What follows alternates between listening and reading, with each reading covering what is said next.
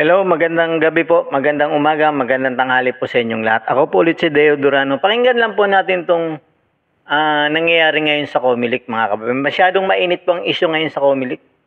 Kasi nga po, ang nangyayari po talaga, may nanalo na disqualified pa. May nanalo na proklama na, matatalo pa. Ano ba talaga ang totoong nangyayari sa bayan natin, mga kababayan? Ito ba lahat ay may kumpas ng administrasyong ito?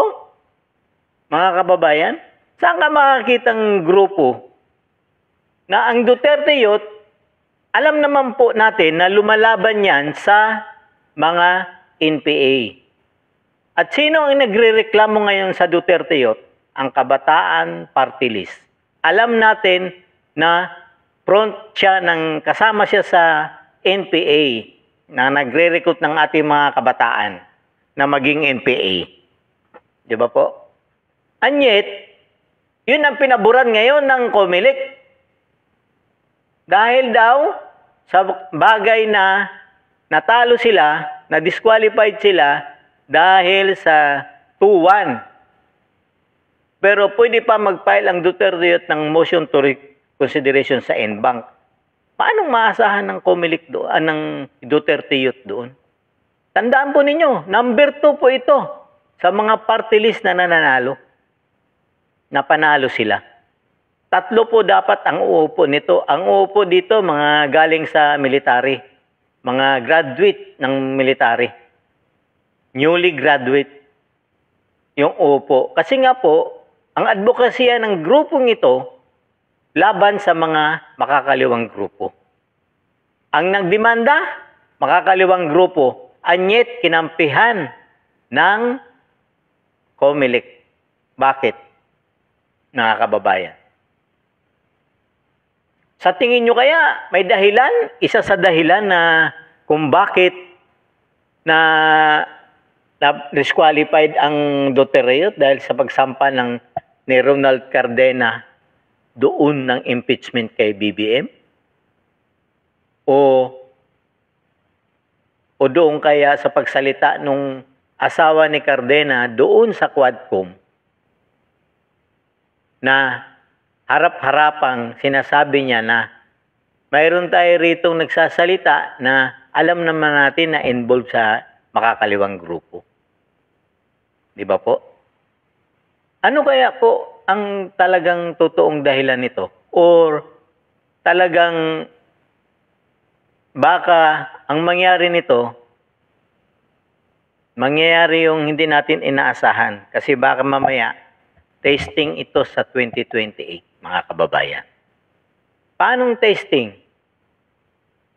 Kasi isipin nyo po, nanalo na ito. Dahil may kaso, noong 2019, pero umupo ito ng 2022.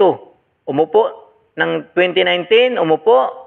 2022, umupo. Hanggang nanalo pa rin siya hanggang 2025. And yet ngayon, 2025, hindi na sila uupo.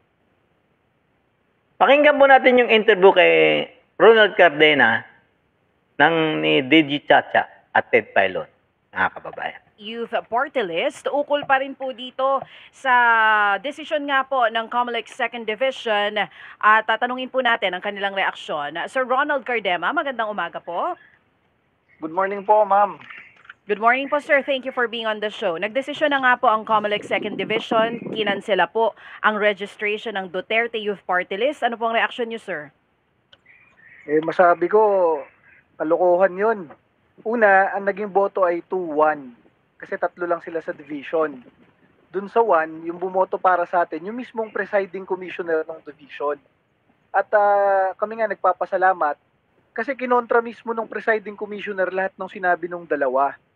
Ang sinasabi lang kasi ng mga petitioner laban sa atin, noong 2019 daw, unang-una meron daw tayong hindi pinablish sa dyaryo. Tapos meron daw tayong hindi ginawang hearing. So yun yung sinasabi ng dalawang commissioner. Alam niyo yung sabi mismo ng presiding commissioner sa pagkontra niya doon sa dalawa, naka-state naman sa dissenting opinion, it is never the fault of Duterte Youth Party List. Because under the party list law, it is actually the Comelec who is required to publish the name of Duterte Youth Party List.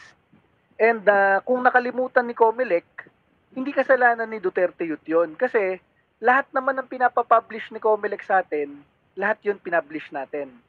Lahat ng notice of hearing, lahat ng hearing, inatanda natin. Hindi naman kasi kaya ni Duterte Youth Party List na tayo yung pupunta sa Comelec, magsasabi tayo na kailan po yung hearing natin, punta tayo. Ang nagyayaya mag-hearing, sila ang government office hindi naman yung petitioner dati. So tayo ay pinagtanggol mismo ng presiding commissioner.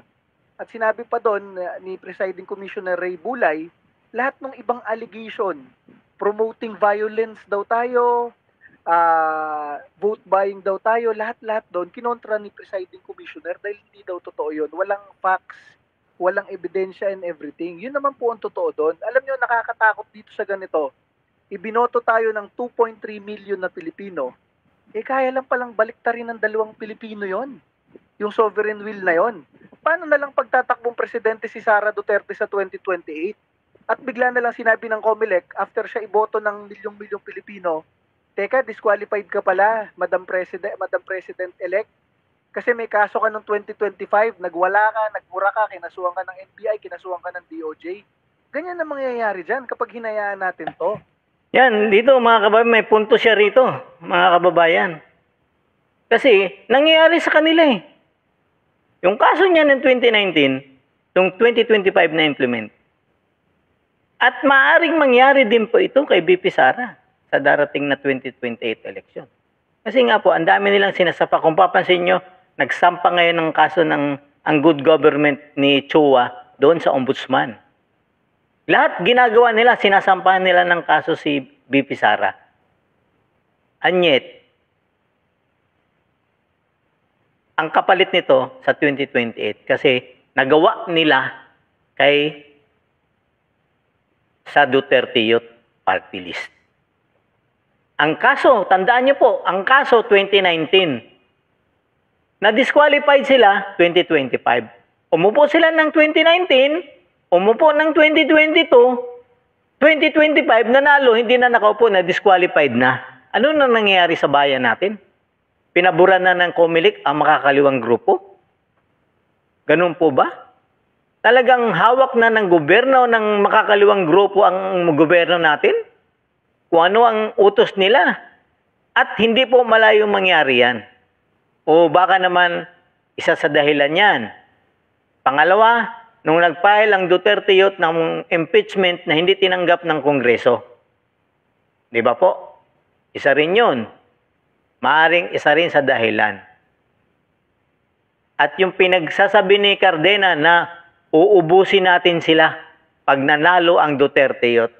Ang ginawa nitong kabataan patriots, ginawang literal, papatayin daw sila lahat. Ganito ka, ano ang utak nitong mga to. Ituloy lang po natin sila, mga kababayan.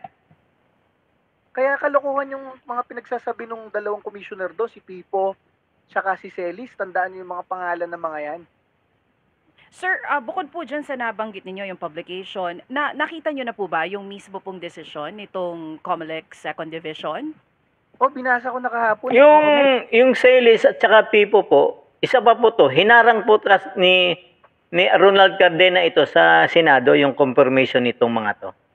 Nung nakaraan linggo po yata yun. Napanood ko po ito sa Senado na pinamumunuan naman ni Senator Villar, ni Cynthia Villar. Napanood ko po ito. Hinarang po niya ito, ang dalawang ito. At baka naman ito lang ang balik sa kanya. Ginawang personal. Kaya nga po, talagang iba na ho talaga. Siyempre, appointment ni Marcos yan. Ano pang ibig sabihin natin ito? Kasabit pa rin si BBM dito, mga kababayan. Di ba po? Ganito ka, anong ating mga nanunungkulan ngayon sa gobyerno. Tuloy lang po natin sila. Meron Yung buong decision Meron pa po silang ibang mga binabanggit dito aside from the publication. Meron silang binabanggit na yung mass withdrawal, pati substitution po ng nominees. Meron pa rin binabanggit na last minute changes. Meron din pong sinasabi na parang tinawag po ng Comelec mismo na pinagbumukhang katawa-tawa po yung election process. Kumbaga, hindi lang isa po yung dahilan kung bakit kinansela yung registration. May tugon po ba kayo dito po sa mga nabanggit sa desisyon? Yan ang mahirap mga kababayan. Kasi nga po, nung tinuloy nila ang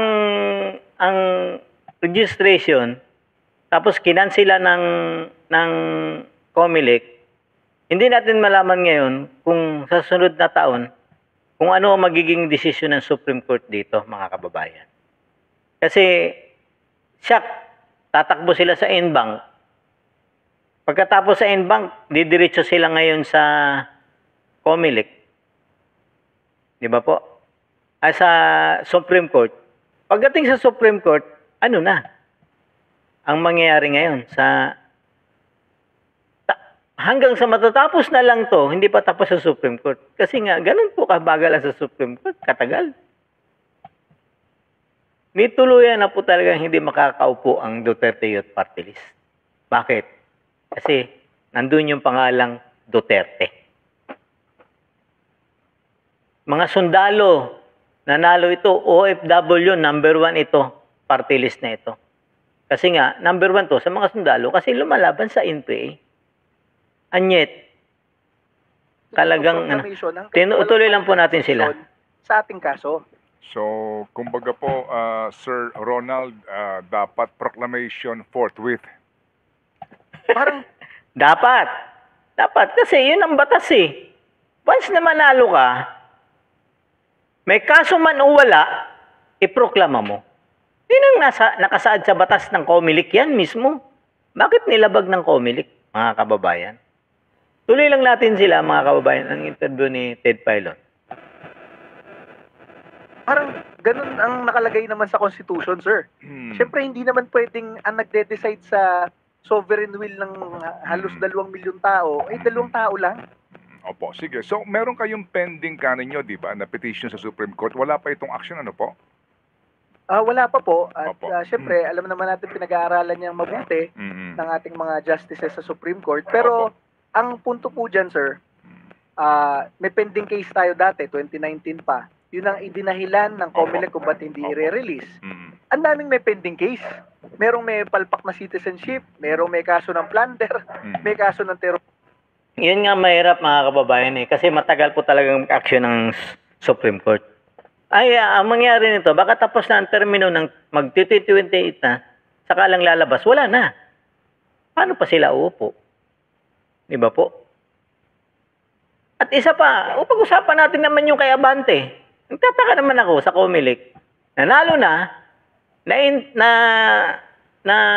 deklara na panalo ng first district ng kandidato ni Yorme doon sa Maynila na CU. Aba, matatalo pa. At anong problema? Citizenship. Naiproklama na ito. Anyet, nasilipan pa. Talagang wala bang kayang kamay dito si Speaker ng House of Representatives, mga kababayan? Ganito na ba ngayon ang gobyerno natin ngayon? Kung ano ang iutos sa COMELEC at sunod agad. George Garcia, akala ko ba naman matino ka? Bulok ka rin pala. Buhay ka pa, inuud ka na. Grabe. Ba't hindi mo paupuin yan? At paupuin mo yung talunan? Ang titigas naman ng mukha ninyo, mga kababayan. Talagang masalimot po ito. Maari pong madadamay si BP Sara nito kasi ngayon pa lang, katakot-takot ng kaliwat ka ng sampang kaso ang ginawa nila kay BP Sara. Para lang pipilitin nila nito na maging pangalawa si Romualdez at si Romualdez ang upo at i-disqualified nila si BP Sara. Tandaan ninyo, nangyari yan sa Duterte Youth Party List dahil sa kaso lang sa COMELEC ng 2019, mga kababayan. Hanggang dito na lang po ako. Ako po ulit si Deo Durano. Don't forget po to like, share, subscribe to my YouTube channel, Deo Durano TV 2.0. Magandang gabi po at mabuhay ang Pilipinas. God save the Philippines.